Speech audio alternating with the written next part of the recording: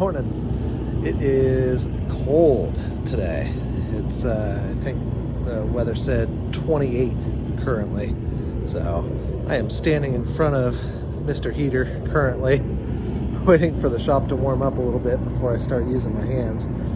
But we had a car show up last week that I really want to share with you. We're not able to dig into it until the 55 Cadillac is off the rack here, which hopefully will be next week. We've got lots of progress on that. That's another video coming up. But I wanted to introduce this one before we dig in, so you can kind of see it before, and I can try to piece together a little bit of history about them. There's not a lot of information out there on these things, so I'm excited to show you. Let me walk around to the back of the shop and I'll show you what we got. The wind was way too crazy over in the side yard, so I pulled the car in. But here it is. It's another 59 Cadillac. This one, not quite as shiny as the black one we had in here a couple months ago, but this one has a bit of a surprise. So let's go around the side and see if you can tell what's different.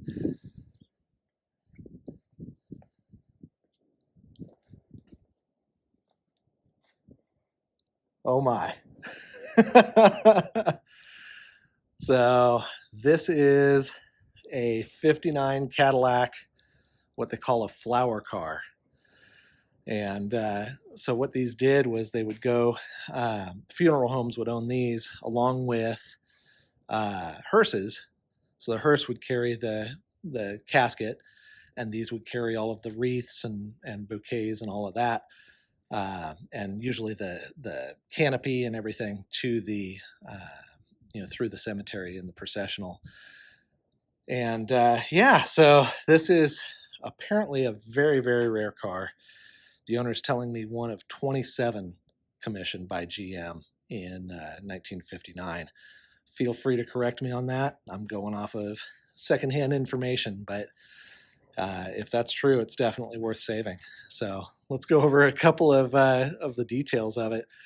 Don't mind the rust. That's just, when something's this rare, you kind of have to deal with whatever you're given. So he's got a lot of patch panels already. We're going to be modifying some stuff, and he's planning to turn this thing into a full show car. So starting inside, being that it was a work vehicle spec, I've never seen a Cadillac with crank windows before, not a 59 anyway. So crank windows, crank wing windows. Still has a interior adjustable mirror, but just the driver's side. And front passenger compartment's pretty normal, and then you get to the back, and you can see it's all finished off, but they put a little bench seat with I don't know if I can get these up. Here we go, it unsnaps. So, oh boy, that's a lot of dust floating through the air. Maybe we'll hold off on that until we give this a vacuum. Blech. But custom roof line, window treatment, and everything on the back. Back here, under the right there, you can see what looks like normal 59 Cadillac, like over the axle sheet metal. And then back here, it's all just flat panels. And under here, you can see what looks like an original trunk floor. Spare tire, there's some hubcaps and all that. But yeah, it looks like they just started with a regular DeVille or whatever and modified it to have a truck bed. So here's the back view. Let me back up so you guys can see it a little better.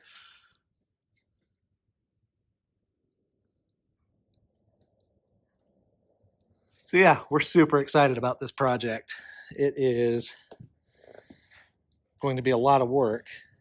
We're not taking all of it on because we don't do body and paint and sheet metal work. So that's all being handled by other people. But while it's here, we're going to dig into the engine, see if we can make it run, and disassemble a lot of the trim and chrome so he can go get that process started on refinishing all of that. Get the interior pulled apart so you can send that off and get it started. And of course, we're going to dig into the suspension, brakes, all of that. So hopefully it leaves here sitting on the ground and running and driving and going and stopping under its own power. So stay tuned as we get started on this thing.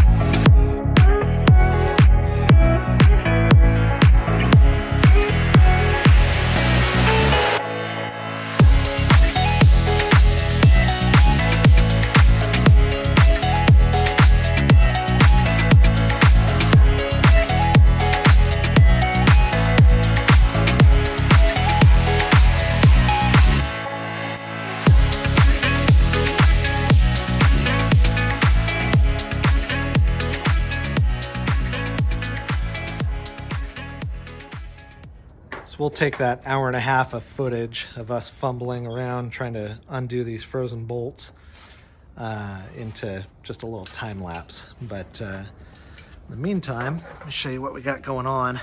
So we've got the taillights ready to pull and they're loose, but we can't get to the hardware on the back side of them like a normal 59 Cadillac. Normally you'd be able to reach up through the trunk into the quarter panels and get your access to the backside of these trim pieces. That's not possible here. So it looks like when they built this, they made these sheet metal panels, riveted them in, and sealed them up. We're gonna have to drill the rivets back out, pull those panels. That should get us the access to the screw holes back here. So that is for next time we dig into this. For now, we've got some other orders to take care of, some lunch to have, and yeah, so we'll dip back into this shortly. All right, we got those panels out, just drilled out the rivets, and the panel actually came out pretty easy. So now with that done, we can actually get to the two nuts holding this piece of trim in, and the one nut holding this piece of trim in, or actually it's holding the entire taillight assembly. So let me get those out, and I think we're just about done pulling the rear apart. All right, that's the hardware out, which should allow us to get this free. There we go. Get this piece out. One-handed, of course. The key with all of this is to be kind of gentle and wiggle as you go, because I looked on eBay for a replacement pair of these dudes. They're going for like $1,200. So we kind of don't want to damage anything or have anything come up missing, because it's going to be really expensive to replace if we do. There we go. Wiring through. Right on. So that's both of those. That's that. So everything's so far pretty solid. We've got a little bit of rust poking through right there in the quote-unquote trunk floor, but that's not going to be too bad to replace. It's all hidden stuff. So that's basically the rear end disassembled. We'll start working forward and go from there. All right, Monday morning, back in the shop. We're gonna get the front end torn down. So bolts all look pretty accessible and not too rusty. So hopefully everything comes apart pretty quick. But I'll set up the tripod and we'll get some time warp going.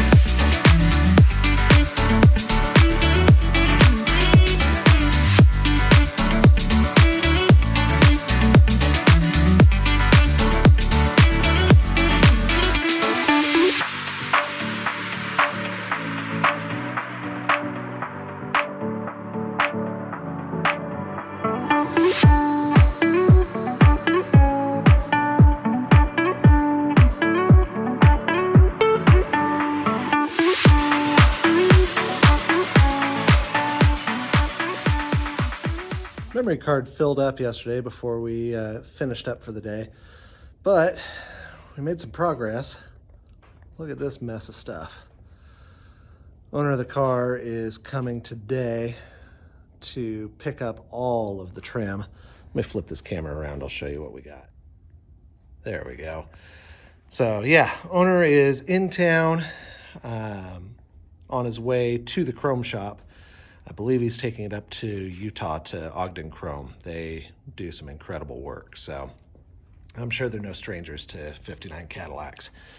So we've got the whole front bumper, all of the front trim, the windshield trim, interior trim, rear bumper, taillights, all of the fender spears and trim and everything. It was a lot of work.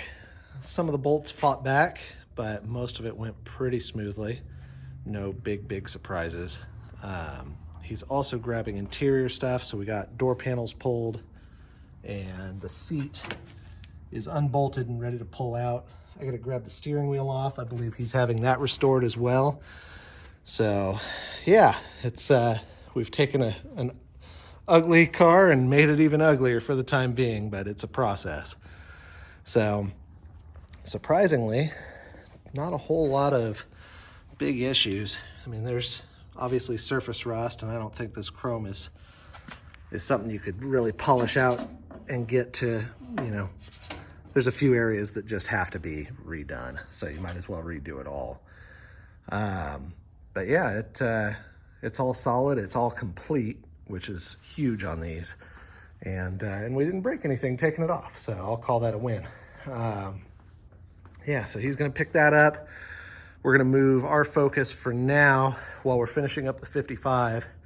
This one doesn't get rack space to do suspension, so we're gonna focus on mechanicals. So we've got a new gas tank, we've got a bunch of tune-up parts on the way, so we're gonna get under the hood here in the next few days, do some tune-up, rebuild a carb, and make sure this thing will run.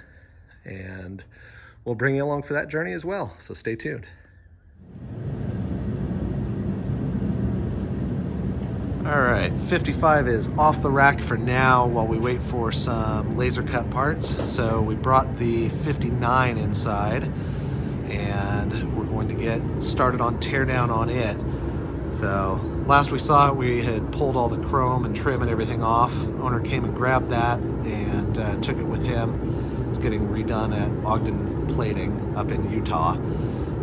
So while that's all being done, we're gonna dig into this.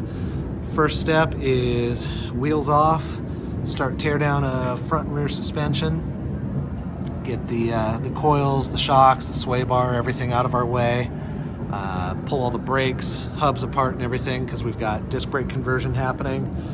Out back, same deal, shocks, springs, get those out, cut the exhaust off.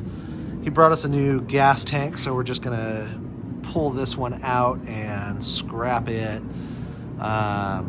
So basically, goal for this is suspension, brakes, and drivetrain. So we're gonna try and make it to where it runs and drives when it leaves here and lays out.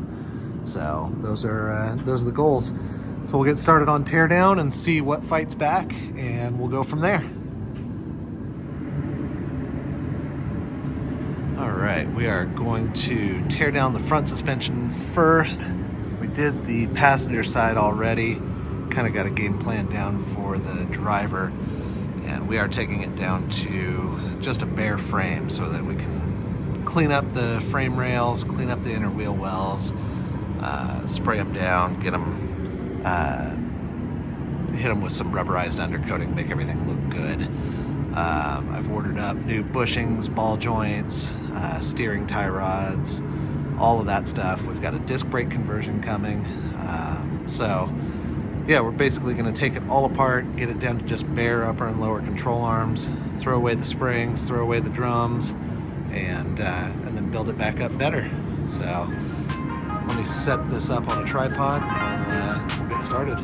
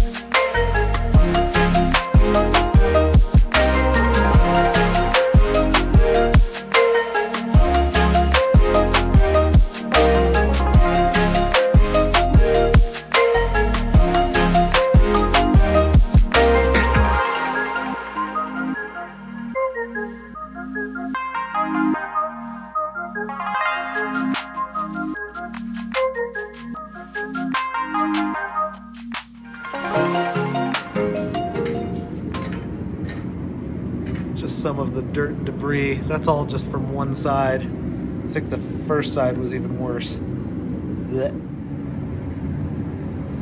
Well, I did most of the work and Rick helped a little bit, as you can see. Wow. But front suspension is disassembled on both sides. So no real big surprises. Had a couple ball joints that fought back.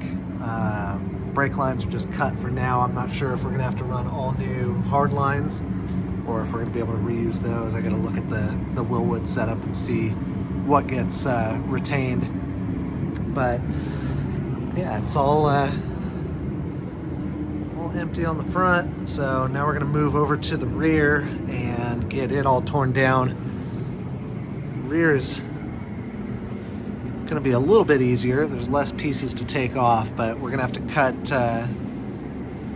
the exhaust out of the way, get the bump stops out of there, coils, shocks, and then we'll pull the upper and lower arms and disconnect all the lines and everything, drive shaft, and we'll just pull the axle out of our way so we can really give the undercarriage a nice cleaning as we go.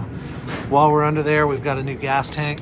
I'm not even gonna mess with this one, so we'll just pull it out, get it out of here, and yeah, hopefully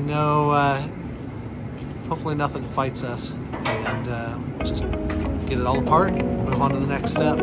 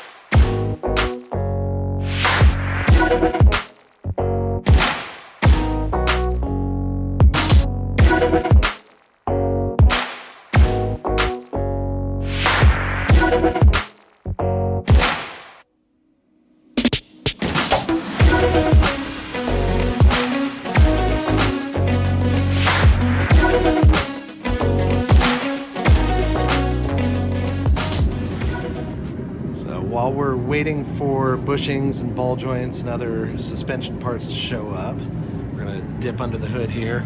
We've got a few things to do. Engine's freed up, so I think it'll run, but we're going to change the oil, pull the plugs, wires, cap, rotor, switch a Pertronics in here and get rid of the points. And since we're doing a disc brake conversion for the front and rear, we've got a Willwood master cylinder and I think a new booster. I gotta check the box, but we're gonna yank the stock stuff out. I'm sure it's no good anyway.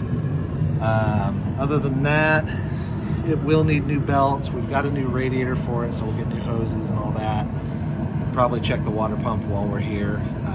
He wants to basically make this thing just a reliable cruiser, so whatever we need to attack now while it's taken apart, this is the time to do it. It's I'm not worried about scratching paint or or getting anything greasy, so we'll try and take care of all the mechanicals now. So yeah, stay tuned. Well, that's a good sign too. Nice clean green antifreeze. Means the radiator was holding. We don't have oil in it, and yeah, one step closer to seeing if this thing will run. I don't know if I showed you the oil, but focus. Nice and oily, but not like brand new, like someone tried to make it run and couldn't. So hopefully this thing was just parked because it wasn't needed and not because it broke. So we'll see what happens. Okay, so brake booster and master are out, nothing fought there. We've got the carb linkage soaking, it was a little sticky. Radiator is out, and now we're working on moving the generator out of the way. We're gonna just bang out plugs, wires, cap, rotor, and that Pertronics conversion. And I guess once we put a new radiator in, since it's got the transcooler lines, we'll go ahead and try and fire this thing off, see if it runs.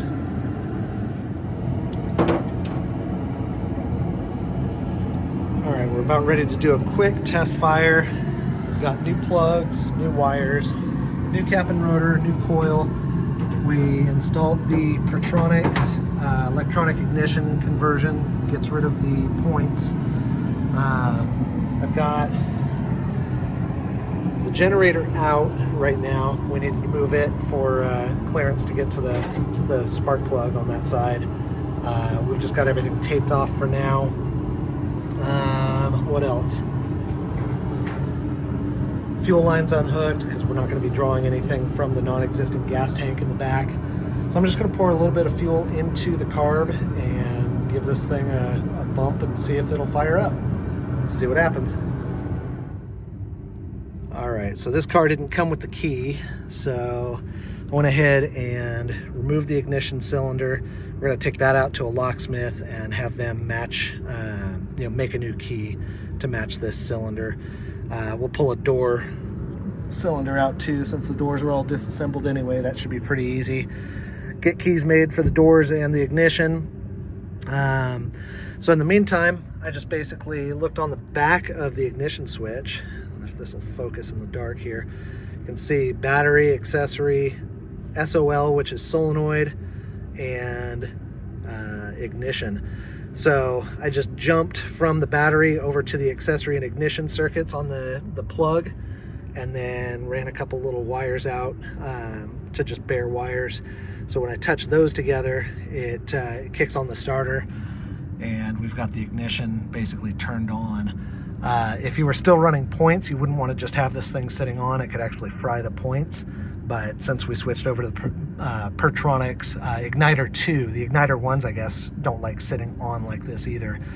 But the Igniter 2 is safe to just leave on like this. So I'm going to pour a little bit of gas down the carburetor, and then we're going to touch these two wires together, and we're going to see if this thing cranks over and starts.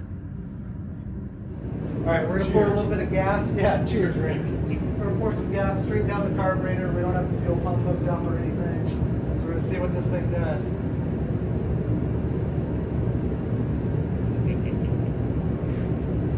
Hold that. If it catches fire, just try and douse it with that. Don't put it out. Those belts can get all wrapped up.